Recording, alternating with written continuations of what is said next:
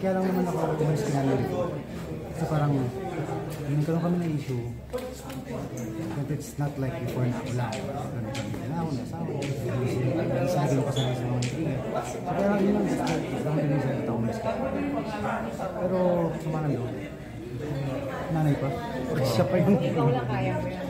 Yes, ako naman. Kung mag-out, tatawanan ko lang yun. Pero siyempre, it's different now. Hindi naman ako bata, di ako. Nakaingat ako sa pamilya. Kumusta ka ngayon? Okay ba naman kumbaga ngayon sa buhay? Ano naman, busy ako nga. Busy ako sa pangalawang baby ko. Oo. Pag naman ako sa bahay, hindi ako sa marakit. Actually, I did a lot of indie. Yung sa ongoing, kasama ko sila Baron, saka si Unity. And then, I did an indie with sila, si Derek Adolf, yung kila Carlo Aquino, kila Castillo. So, puro indie yung ginawa ko. Nung wala ako ng kontrata with Sabina, puro indie yung ginawa ko. So, kasi lahat ako tatanggap ko lahat ng trabaho. Kinukuha ka rin sa mga speaking engagements? May mga ganun Once din? pa lang, once pa lang naman. Sa school. Oo. So, hindi ko expect na... Ano school to? Lasal pero ito sa... Basta Lasal. Cavite. Hindi. Dito lang sa Manila eh. Sabi ko, totoo po ba? Seryoso po ba? Ako nyo as guest speaker. Hindi, totoo. Ano yung topic mo? Wala lang, parang nagbigyan lang po ako ng advice sa mga kabataan, sa mga gusto mag-artista, kung anong buhay showbiz, ganun. Hopefully, meron naman silang tutunan.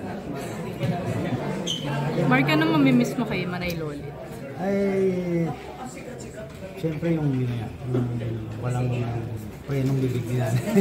Kahit nasan si nanay kung pag meron siyang gusto sabihin sa'yo, kahit nasan kayong lugar gusto sabihin. Pero basically, pag inisip mo, yung ginagawa ni nanay, sa lahat naman sa amin, nasa mga lagay, is ganun siya, hindi niya para ipahiya yung mga lagay, hindi para iparamdam na importante sa kanya. Ito dapat yung gawin, ito para sa future nito, hindi naman para sa akin. Saka, siyempre, ano na yun si nanay, kumbaga, maligyan na lang information. So, alam niyo ginagawa. Isa siya nagtanggol sa'yo, di ba, na nagsayaw ka sa bar? Yan lang si nanay, tanggol ako, tapos hindi, tanggol ako, hindi. Ganun naman kami. Para kami sa'yo, makita ka. Naman niya.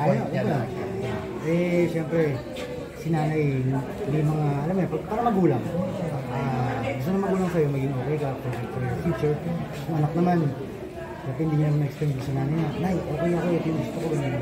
Siyempre gusto ka ng nanay na parang, diba, secured yung future. Yun naman talaga lagi niya sa isa. May bago